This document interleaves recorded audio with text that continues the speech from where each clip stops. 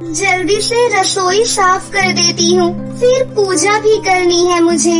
अरे ओ कल्लू माई, मैंने चाय बनाने के लिए कहा था या अभी तक बनाई क्यों नहीं? 5 बज रहे हैं, पता नहीं है क्या तुझे कुछ? सॉरी माँ, वो काम करने के चक्कर में भूल ही गई मैं। हाँ भूल जा। मैंने अगर भुला दिया ना तुझे तो इस घर से ही बाहर निकाल दूंगी तेरे को, समझी? माँ, कान में दर्द हो रहा है, बहुत दर्द हो रहा है। मैं अभी चाय बना कर लाती हूँ। बिल्कुल सही किया माँ आपने, ये इसी के लायक है। मैंने इसे कहा था कि मेरा असाइनमेंट बना दे, तो इसने मना कर दिया। वो तो सुरभि भी मैंने इसलिए मना किया था क्योंकि मैं माँ का सूट सिल रही थी। ओहो, देखो माँ बहाने मार रही है ताकि आपके काम करने पर मैं इसे कुछ न कहूँ। पता नहीं क्यों ये काली मनहूस मेरी जिंदगी में आई है। शकुंतला हाथ उठाने ही वाली थी कि पिता युवराज आकर अपनी बेटी को बचा लेते हैं। अरे शकुंतला, ये क्या कर रही हो? छोटी है वो, फिर भी अपनी बेटी पर इतना जुल्म करती हो। ऐसी हरकतें सौतेली माँ की होती है, सगी माँ की नहीं। तुम्हारा बोला हुआ हर एक काम करती है, फिर भी तुम्हें तरस नहीं आता? हाँ तो ऐसी काली बेटी पैदा होगी तो कोई भी माँ सगी बेटी से सौतेला व्यवहार ही करेगा। गली मोहल्ले में इसके बड़े होने तक जितने लोगों ने मुझे सुनाया है, आप तो काम पर चले जाते हैं। अपना बच्चा अपना होता है, दूसरों के कहने पर अपने बच्चों से प्यार नहीं किया जाता, खुद से आता है। तुमने कभी ममता ही नहीं दिखाई इशिका के लिए, लेकिन मैं दोनों बेटियों से बराबर प्यार करता हूँ। इशिका बेटा, तू चाय बना दे, फिर मैं तुझे एक तोहफा दूंगा। ठीक है पापा। और पापा, मेरे लिए कुछ भी नहीं? अरे बाबा, दोनों के लिए लाया हूँ। फिर इशिका शाम का दिया जलाकर अपने माता पिता को चाय देती है, जिसके बाद युवराज दोनों बेटियों को हील वाली सैंडल देता है, जिसे देख दोनों खुश हो जाती है। थैंक यू पापा, ये ब्लू कलर की सैंडल मुझ पर बहुत अच्छी लग रही है। मैं गोरी हूँ ना, और ये लाल वाली बहुत अजीब सी लग रही है। इसके लिए आप लाइट कलर लाया करो, वैसे ही ये काली है।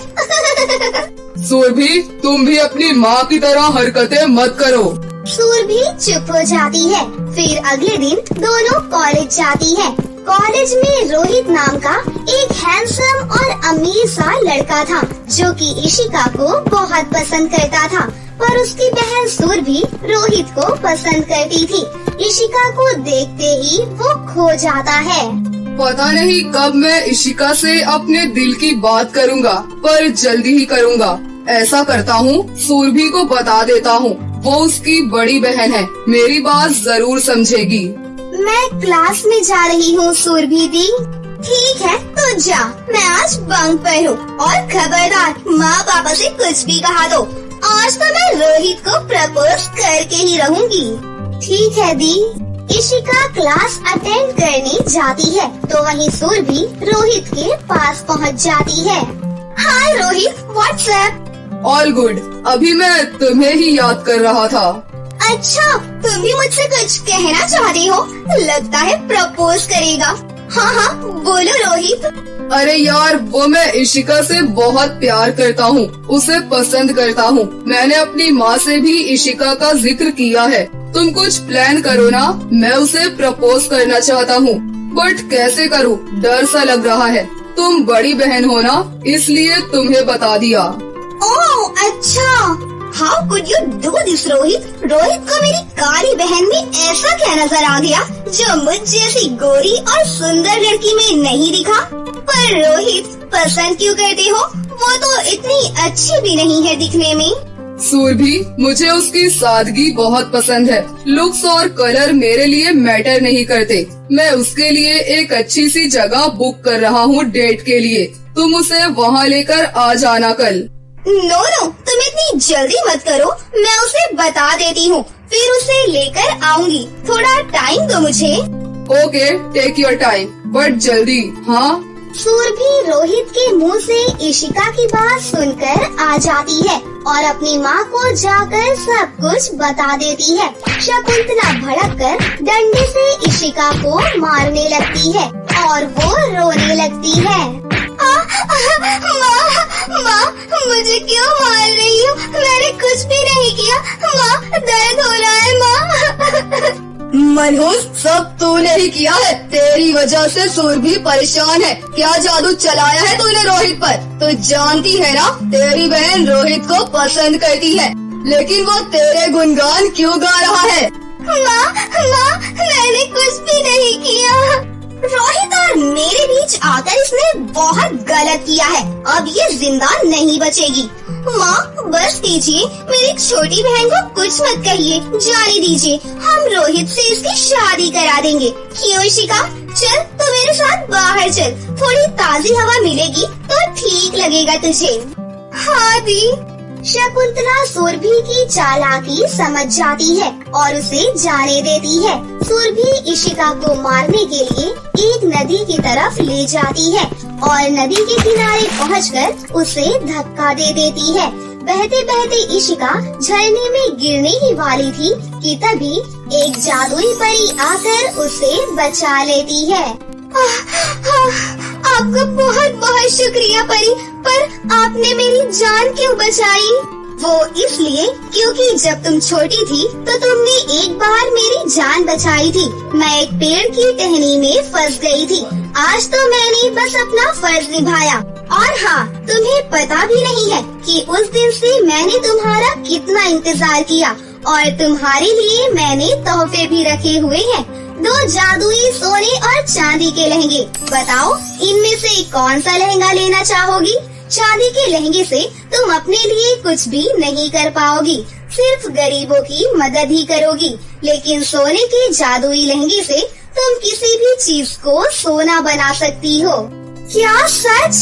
पर ये सब होता हुआ देखकर सुरभि इशिका के पास आती है। पता नहीं ये कैसे बच गई। अब बहन तो ठीक है ना? और ये क्या, ये सोने और चांदी के जादुई लहंगे मुझे भी चाहिए। ठीक है, तो तुम दोनों इसमें से एक एक लहंगा चुन लो। मुझे तो सोने का जादुई लहंगा चाहिए। मैं गोरी हूँ ना, तो और भी सुंदर लगूंगी और सारी चीज सोने की भी हो जाएगी। पैसा ही पैसा होगा मेरे पास। लेकिन मैं चांदी का जादुई लहंगा लेना चाहूंगी, क्योंकि गरीब लोगों की मदद करना अच्छी बात होती है। उन्हें खाने पीने के लिए कुछ नहीं मिलता, सड़क पर सोते हैं। तो ये लो। इतना कहकर परी वहाँ से वापस पानी में चली जाती है। दोनों बहनें सोने और चांदी का लहंगा पहन लेती हैं और इशिका के लहंगा पहनते ही वो बहुत गोरी हो जाती है। फिर दोनों घर के लिए निकलती हैं। तभी रास्ते में इशिका को एक भूखी बुढ़िया मिलती है। बेटी, कुछ खाने को दे दो। जी, ये सही समय है मदद करने का। हे चांदी के जादुई लहंगे, इन्हें खाने के लिए बहुत सारा खाना दे दो। इशिका के कहते ही जादुई चांदी के लहंगे से स्वादिष्ट स्वादिष्ट खाने निकलते हैं, जिसे खाकर बुढ़िया खुश हो जाती है और इशिका को आशीर्वाद देती है। ऐसे ही रास्ते में उसे और भी लोग मिलते हैं जिनकी वो मदद करती है, किसी की पैसे से, कंबल से या खाने से। वहीं घमंडी सुरभि घर जाकर जादुई सोने के लहंगे से कहती है, हे जादुई सोने के लहंगे, जो जो मेरी आँखों के सामने है उन सबको सोना बना दो और बाहर खड़ी मेरी कार को भी सोना बना दो। ये कहते ही सुरभि के सामने की हर चीज सोने की बन जाती है। उसी टाइम उसकी माँ भी सामने आ जाती है और वो भी सोने की मूर्ति बन जाती है।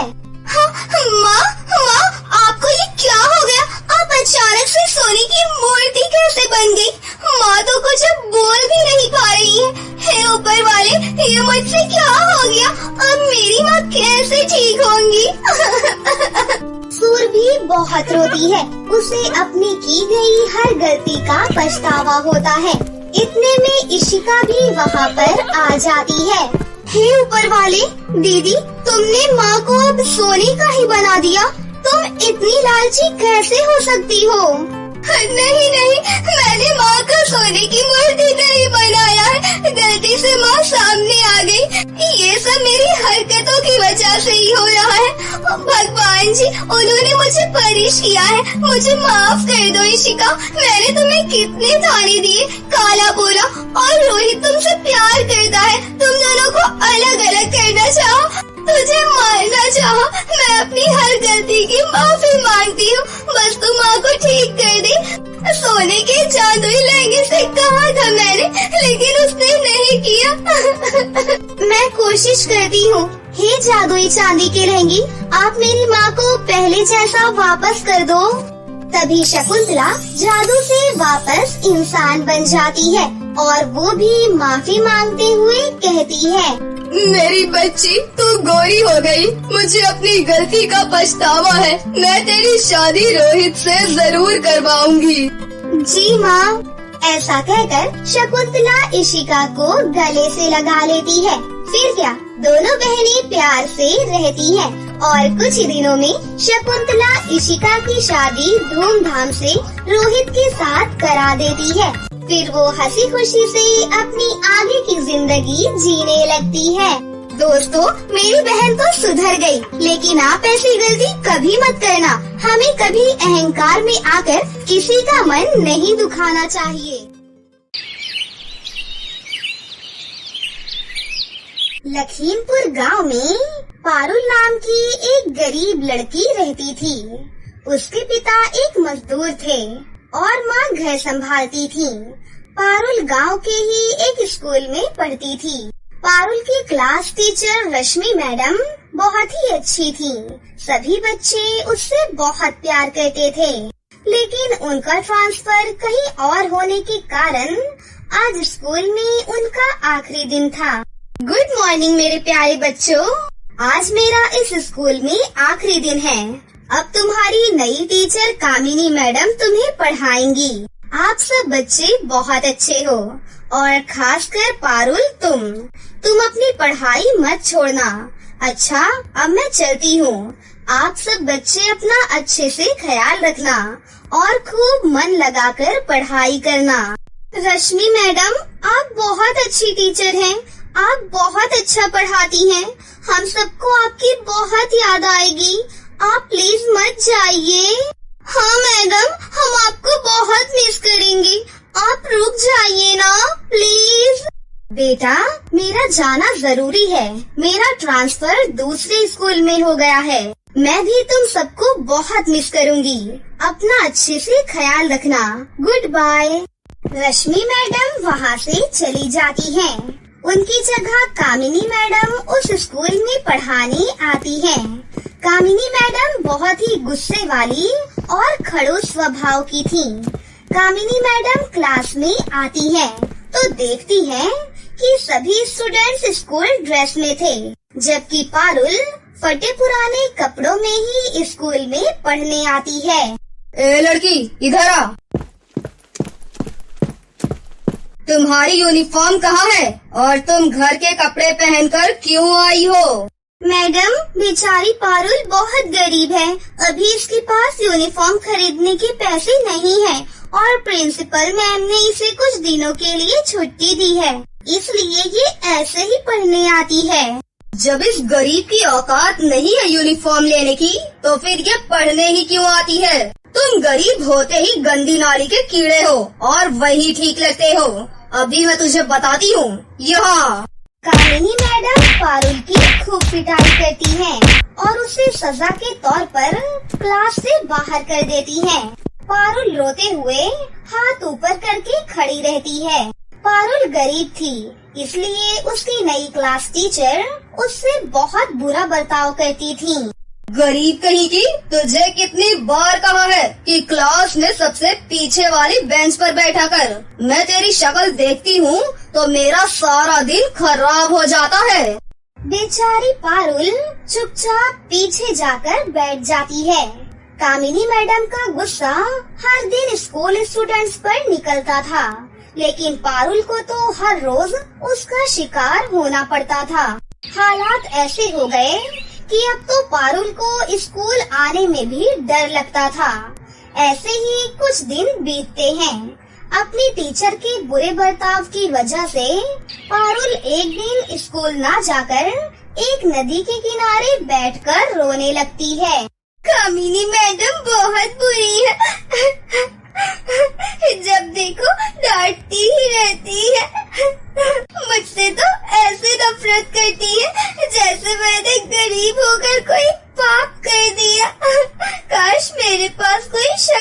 होती तो मैं उन्हें अच्छा सबक सिखाती।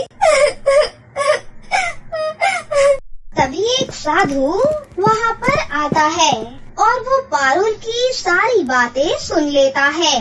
बेटी, तुम उदास मत हो। मैं तुम्हें ऐसी जादुई शक्ति दूंगा जिससे तुम्हारे सारे कष्ट दूर हो जाएंगे। साधु उसे एक जादुई शक्ति देता है जिससे उसके बाल जितना वो चाहे उतने लंबे कर सकती है। बाबा बाबा, ये तो चमत्कार हो गया। पारुल खुशी खुशी अपने स्कूल जाती है और वहाँ जाकर ये बात सभी बच्चों को बता देती है। कुछ देर बाद कामिनी मैडम क्लास में आती हैं। वो जैसे ही ब्लैक बोर्ड पर कुछ लिख रही होती हैं, तभी पारुल अपने लंबे बाल बढ़ाते हुए उसकी पीठ पर चोटी काट लेती है। कामिनी मैडम पीछे मुड़कर देखती हैं। फिर वो ब्लैक बोर्ड की तरफ देखकर पढ़ाने लगती हैं। कुछ देर बाद पारुल फिर से उनकी पीठ पर चोटी काट लेती है। लगता है कपड़ों पर चींटी चढ़ गई है। उफ, अब मुझसे तो और नहीं पढ़ाया जाता। ऐसा करती हूँ, आज कुर्सी पर बैठकर आराम करती हूँ। वैसे भी इन गरीबों ने कौन सा पढ़ लिख कर कलेक्टर बन जाना है। पारुल की इस हरकत को देख सभी बच्चे मन ही मन मुस्कुरा रहे थे। फिर मैडम टेबल की तरफ देखकर कहती हैं, ओफो, ये मेरा टेबल कितना गंदा है। ए गरीब लड़की, चल इधर आ और इसे जल्दी से साफ कर। जी मैडम, लेकिन उसके लिए मुझे वहाँ आने की जरूरत नहीं है। तभी पारुल अपने बाल बढ़ाती है और टेबल तक ले जाती है और क्लास में सबसे लास्ट बेंच पर बैठे बैठे ही टेबल को साफ कर देती है। उसके लंबे बालों को देखकर कामिनी मैडम डर जाती हैं। ये क्या है? घबराइए नहीं मैडम, ये मेरे लंबे बाल हैं। दरअसल हमारे परिवार को वरदान मिला हुआ है कि जब भी कोई 10 साल का हो जाता है तो उसके बाल अपने आप लंबे हो जाते हैं। ये कैसा वरदान है? कामिनी मैडम डर के मारे स्टाफ रूम में चली जाती हैं। अगले दिन जब वो क्लास में बच्चों को पढ़ा रही होती हैं, हाँ तो बच्चों, अब कौन ये मैथ का सम सॉल्व करके दिखाएगा? अखिल, तुम बताओ। पर मैडम, ये मुझे नहीं आता। नहीं आता तो सारा दिन स्कूल में करते क्या हो? मैं तुम्हें अभी बताती हूँ। वो डंडे से उसकी पिटाई करने ही वाली होती है कि तभी पारुल अपने लंबे बालों को बढ़ाकर कामिनी मैडम को चारों तरफ से बांधकर उन्हें जकड़ लेती है। आओ, बचाओ बचाओ, रोको रोको अपने लंबे बालों को, रोको। आज ये बाल नहीं रुकेंगे मैडम। बोलो मैडम, आज के बाद किसी बच्चे को टॉर्चर करोगी, उसे मारोगी? आज के बाद अगर किसी को भी आपने परेशान किया तो आपके लिए अच्छा नहीं होगा। नहीं, मुझे माफ कर दो। मैं अब से किसी को कुछ भी नहीं कहूँगी। मुझे माफ कर दो बच्चों। उस दिन के बाद से कामिनी मैडम सब बच्चों के साथ बहुत अच्छे से पेश आने लगी और खासकर पारुल से। उसे अब वो कभी भी कुछ नहीं कहती। पारुल के लंबे बालों की वजह से आज सब बच्चों को कामिनी मैडम के अत्याचारों से मुक्ति मिल चुकी थी। गरीब अमृता सिलाई मशीन पर बैठी कपड़े सिल रही होती है। तभी उसकी तीनों नंद दीपिका, सीमा और गरिमा वहाँ पर आती हैं। अमृता भाभी, हम तीनों कॉलेज जा रही हैं। दीपिका, ये लो, कुछ पैसे रख लो। अरे नहीं भाभी, इसकी क्या जरूरत है। तभी अमृता की नजर अपनी तीनों नंद के पहने सूट पर जाती है जो कि पुराने हो चुके थे और वो उदास मन से कहती है, मैं जानती हूँ, मैं चाहे कितनी भी कोशिश क्यों ना कर लूँ, मगर माँ जी की जगह तो नहीं ले सकती। ये पैसे रख लो। शुक्रिया भाभी, अब हम चलते हैं।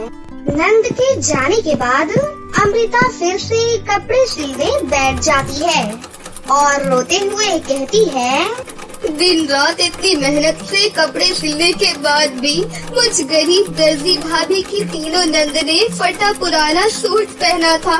मैं एक अच्छी भाभी नहीं बन पाई। तभी अमृता देखती है कि सिले हुए कपड़े खराब हो गए हैं। हे ऊपर वाले, ये क्या, ये ब्लाउज तो खराब हो गया। शारदा जी ने कितने भरोसे के साथ मुझे ये ब्लाउज सिलने को दिया था। अब तो ये ठीक भी नहीं हो सकता है। मैं उन्हें क्या जवाब दूंगी? ये सोचकर अमृता उदास हो जाती है कि तभी कोकिला एक महंगे से लहंगे को सिलने का कपड़ा लेकर आती है। अरे अमृता, अंदर हो क्या? जी हाँ कोकिला जी, आ जाइए। ये लो, ये मेरी बेटी का शादी का लहंगा है, इसे सिल देना। 2 दिन में मेरी बेटी प्रीति की शादी है। अरे वाह कोकिला जी, इस लहंगे का कपड़ा तो बहुत महंगा लगता है।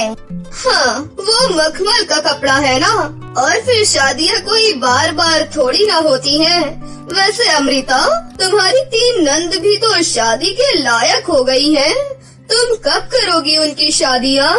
कोकिला की इस बात पर अमृता उदास होकर कहती है, मैं और विजय जी मेरी नंद के लिए रिश्ता तो ढूंढ ही रहे हैं, मगर आजकल इस महंगाई के जमाने में बिना दहेज दिए अच्छे रिश्ते मिलते ही कहाँ है कोकिला जी। और फिर मैं गरीब दर्जी दिन रात की मेहनत से कपड़े सिलकर जो भी कमाती हूँ उससे घर का खर्चा ही चल पाता है। मैं तुम्हारी परेशानियाँ समझती हूँ अमृता, मगर तुम्हारी तीनों नंद दिखने में बहुत सुंदर हैं। बिना दहेज के भी रिश्ता तो लग जाएगा। कहो तो मैं ढूंढूं? जी जरूर कोकिला जी, आपका मुझ पर बड़ा उपकार होगा। थोड़े ही दिनों में कोकिला के बताए गए पते पर गायत्री अपने तीनों बेटों निखिल, अक्षय और सुमित का रिश्ता लेकर आने वाली होती है। अमृता, ये लो, मुश्किल से आज एक गोदाम में राशन की बोरी ढोने का काम मिल गया था। 100 रुपए कमा पाया हूँ। विजय जी, इतनी महंगाई में 100 रुपए से क्या होगा? क्या करूँ अमृता, कोई पक्का काम मिलता ही नहीं। मेरी तरह ना जाने कितने गरीब बेचारे काम के लिए भूखे बैठे हैं। सुनिए, कोकिला जी ने एक रिश्ता बताया है। वो कल दीपिका, सीमा और गरिमा को देखने आ रहे हैं। गरीबी के चलते बेचारी गरीब भाभी रात भर जाकर कपड़ों के कतरन जोड़ जोड़ कर अपनी तीनों नंद के लिए एक एक सूट सिलकर तैयार कर देती है। तीनों बहनें गायत्री के पैर छूकर आशीर्वाद लेती हैं और उन्हें चाय नाश्ता परोसती हैं। माँ जी, चाय। अमृता, मुझे तो तुम्हारी तीनों नंद बहुत पसंद है। ये रिश्ता तो तुम पक्का समझो। कोकिला जी ने मुझे तुम्हारे घर की गरीबी भरी हालतों के बारे में सब बताया था, इसलिए मुझे कोई भी दहेज नहीं चाहिए। बस हमारे बारातियों का अच्छे से स्वागत कर देना और एक जोड़े में अपनी नंद को विदा कर देना। ये सुनकर गरीब भाभी आंसू भरी आँखों से हाथ जोड़कर कहती हैं, बहुत बहुत शुक्रिया माँ जी। अमृता के हाथों कपड़ों के खराब होने के चलते अब कोई भी उससे कपड़े नहीं सिलवाता। वहीं विजय को भी कोई भी मजदूरी का काम नहीं मिलता। ऐसे में देखते ही देखते शादी का दिन भी पास आ जाता है। अमृता अपना मन हल्का करने के लिए फूलों के बगीचे में आती है, जहाँ वो अक्सर आया करती थी। हम गरीबों को अपनी जिंदगी में कितनी परेशानियाँ उठानी पड़ती हैं। काश कि गरीबों की जिंदगी इन फूलों की तरह ही खुशियों के रंग से भरी होती। 2 दिन में मेरी तीनों नंद की शादी है और मुझ गरीब दर्जी भाभी के पास एक फूटी कौड़ी भी नहीं है। ऐसे में मैं गायत्री जी को दिया हुआ वादा कैसे निभा पाऊंगी? तभी अचानक अमृता की नजर बगीचे के बीच रखी एक लाल पोटली पर पड़ जाती है। जैसे ही अमृता उस पोटली को खोलती है, उसमें नोटों की गड्डियाँ भरी होती हैं। इतने सारे पैसे भला यहाँ पर कौन छोड़ गया है? उस इंसान ने ये पैसे कितनी मेहनत से कमाए होंगे। मुझे यहीं बैठकर उसका इंतजार करना चाहिए। अमृता वो पोटली लेकर वहीं पर बैठी रहती है कि तभी उसकी आंख लग जाती है और वो सपना देखती है जहाँ एक सुंदर सी परी उससे मिलने आती है। अमृता, ये धन मेरी तरफ से तुम तोहफा समझो, क्योंकि तुम्हारी वजह से इस जंगल के बगीचे में ये जान है और ये रंग बिरंगे फूल खिले हैं, इसलिए ये पैसे तुम्हारे हैं। इसी के साथ अमृता की आँख खुल जाती है और वो पैसे लेकर घर वापस आ जाती है।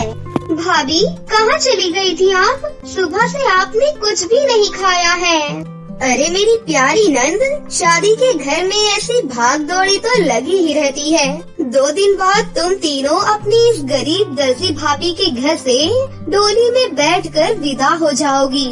फिर कौन खाना लेकर मेरे पीछे पीछे आएगा? अपनी गरीब दर्जी भाभी की ये बात सुनकर उसकी तीनों नंद का दिल भर आता है। उन पैसों से अमृता बड़े ही अच्छे तरीके से शादी का टेंट लगवाती है। उसी दिन से हल्दी मेहंदी की रस्में भी शुरू हो जाती हैं। देखिए विजय जी, मेरी तीनों नंद आज कितनी खुश लग रही हैं। मैंने तो सपने में भी नहीं सोचा था कि उनकी शादी इतनी अच्छे से कर सकूंगी। शादी के टेंट से लेकर बैंड बाजे वाले से लेकर हलवाई भी सब कर लिया है। तभी अचानक से अमृता कहती है, हे ऊपर वाले, इतनी जरूरी बात मैं कैसे भूल गई। मैं अपनी तीनों नंद के लिए शादी का जोड़ा तो खरीद ही नहीं पाई और अब तो पैसे भी बहुत थोड़े बचे हैं। बचे हुए थोड़े से पैसों को लेकर ही गरीब भाभी एक लहंगे के शोरूम में आती है, जहां उसे अपनी तीनों नंद के लिए 3 सुंदर से लहंगे पसंद आते हैं। ये लहंगे तो बड़े ही सुंदर हैं। इसे पहनकर तो मेरी तीनों नंद लाखों में एक लगेंगी। सुनिए भाई साहब, ये शादी के लहंगे कितने के हैं? एक लहंगा 30,000 का है, तो 3 लहंगे 90,000 के होंगे। 90,000? इतने पैसे तो मेरे पास अभी नहीं है। देखिए भाई साहब, कल मेरी तीनों नंद की शादी है और मुझे ये शादी का जोड़ा खरीदना है ताकि मैं उन्हें थोड़ी खुशी दे सकूं। बड़ी उम्मीद से मैं यहाँ आई हूँ। मैं एक दर्जी हूँ। ये लहंगे मुझे थोड़े सस्ते में दे दीजिए, बदले में मैं आपकी दुकान के लिए कपड़े सिल दूंगी। ये सुनकर खड़ूस घमंडी दुकानदार अमृता को धक्के मारकर वहाँ से बाहर निकालते हुए कहता है, ये फुटपाथ का चलता फिरता ठेला नहीं है, हाई फाई शोरूम है। इतना महंगा लहंगा खरीदने की तेरी औकात नहीं है, भाग यहाँ से। इतनी जिल्लत झेलने के बाद अमृता रोते हुए एक बाजार में आ जाती है, जहाँ पर बैठकर कुछ गरीब व्यापारी कपड़ों के टुकड़े बेच रहे होते हैं। 50 रुपए मीटर, 50 रुपए मीटर। लहंगे का मखमली कपड़ा गोटा मोती 50 रुपए मीटर, 50 रुपए मीटर। मैं तो खुद एक दर्जी ही हूँ। अपनी तीनों नंद की शादी का जोड़ा मैं खुद ही सिल सकती हूँ। शुक्रिया ऊपर वाले, मुझ गरीब दर्जी भाभी को ये रास्ता दिखाने के लिए। लहंगा बनाने का सामान लेकर गरीब भाभी घर पर आ जाती है और रात भर जागकर अपनी तीनों नंद के लिए आंखें गड़ाकर शादी का जोड़ा तैयार करती है, जिस वजह से उसका हाथ कई जगह जख्मी भी हो जाता है। शादी के दिन सुबह अमृता अपनी तीनों नंद को लहंगा देते हुए कहती है, दीपिका, सीमा, गरिमा, ये लो तुम्हारी गरीब दर्जी भाभी की तरफ से तुम तीनों की शादी का जोड़ा। अरे वाह अमृता भाभी, ये शादी का जोड़ा तो बड़ा ही सुंदर है। हाँ भाभी, ये लहंगा तो बड़ा ही महंगा लगता है। भाभी, आपने पहले ही हमारी शादी में इतना खर्चा किया है। गरिमा, ये लहंगा मैंने खरीदा नहीं, बल्कि तुम तीनों की शादी का ये जोड़ा मैंने अपने हाथों से सिला है। चलो अब जल्दी से तुम तीनों ये शादी का जोड़ा पहनकर तैयार हो जाओ, बारात बस आती ही होगी। आखिर में वो गरीब दर्जी भाभी अपने हाथों से सिले हुए शादी के जोड़े में अपनी तीनों नंद को मंडप में लाकर बिठा देती है, जहां उनकी शादियां गायत्री के तीनों बेटों से हो जाती है। विदाई के वक्त अमृता की तीनों नंद उसके गले लगकर बहुत रोती हैं। भाभी शुक्रिया, आपने हम तीनों का माँ से भी ज्यादा ख्याल रखा और आज हमारी शादियाँ भी की। अपना और भैया का ख्याल रखना भाभी। तुम भी अपना ख्याल रखना। भगवान तुम तीनों को हर खुशी दे। जाओ मेरी प्यारी नंद। अमृता ने अपनी तीनों नंद के लिए सिले सुंदर से शादी के जोड़े के बाद से उसे बहुत सारे लहंगे सिलने के ऑर्डर्स आने लगते हैं, जिसके बाद बहुत जल्द अमृता अपने हाथों के हुनर और मेहनत से अपनी गरीबी भरी जिंदगी को बिल्कुल ठीक कर लेती है।